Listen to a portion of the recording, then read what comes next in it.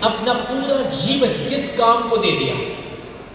आध्यात्मिकता, मेडिटेशन। और आज इसलिए दोस्तों उनका इंटरनेशनली जो आध्यात्मिकता में नाम है शायद वो किसी और का नहीं है। वैसे ही वॉरेन बफेट, उन्होंने अपना पूरा जीवन दे दिया इन्वेस्टिंग को।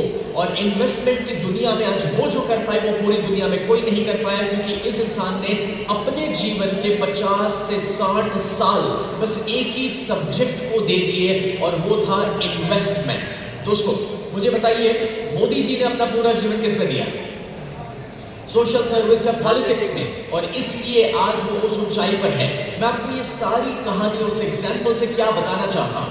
मैं बताना ये चाहता हूँ दोस्तों कि कोई भी बिजनेस, कोई भी काम में सफल होने के लिए 1 महीने, 2 महीने या 6 महीने से कुछ भी नहीं होने वाला। अगर आप उसमें ऊंचाई पाना चाहते हैं, अगर आप उसमें ढेर सारी सफलता पाना चाहते हैं, तो आपको अपने जीवन के 5 साल, 10 साल, 15 साल देने के लिए तैयार होना पड़ता है।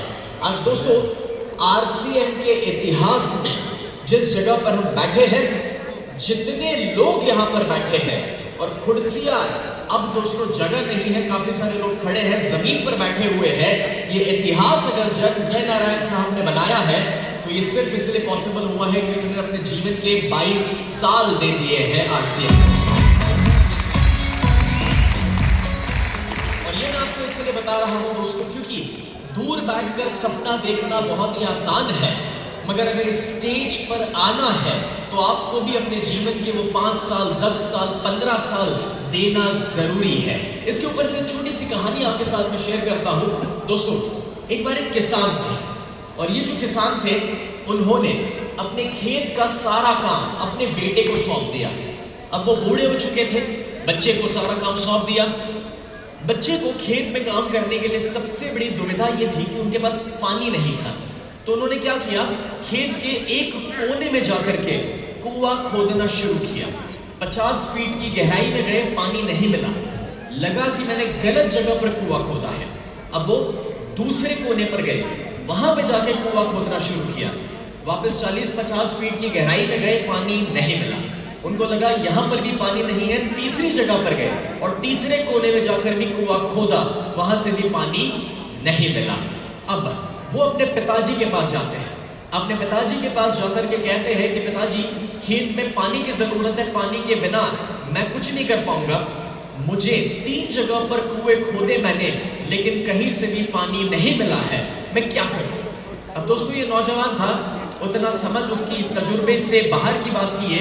तो उसके पिता उसे कहते हैं, जो तजुर्बे से भरे हुए थे, विजडम से भरे हुए थे, और वो कहते हैं कि बेटा तूने ये जो 3 जगह पर जाके कुएं खोदे 50-50 फीट के, उससे बेहतर होता तो कोई एक ही जगह पे तीनों की गहराई इकट्ठा करके 150 फीट नीचे चले गया होता तो पक्का पानी मिल जाता तुझे।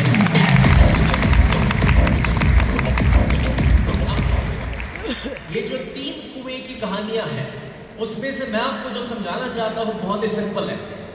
कुछ लोग आरसीएम में है, कुछ वक्त के बाद एबीसी में चले जाते हैं, कुछ वक्त के बाद XYZ में चले जाते हैं।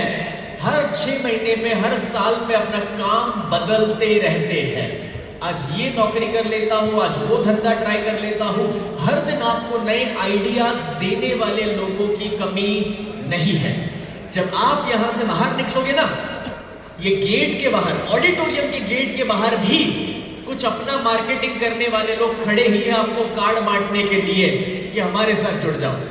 लेकिन दोस्तों जो इंसान हर 6 महीने और हर सेल, हर 1 साल पे कूदते रहता है, उसे सफलता नहीं मिलती। ये 3 अलग अलग कुएं खोदने का मतलब नहीं है।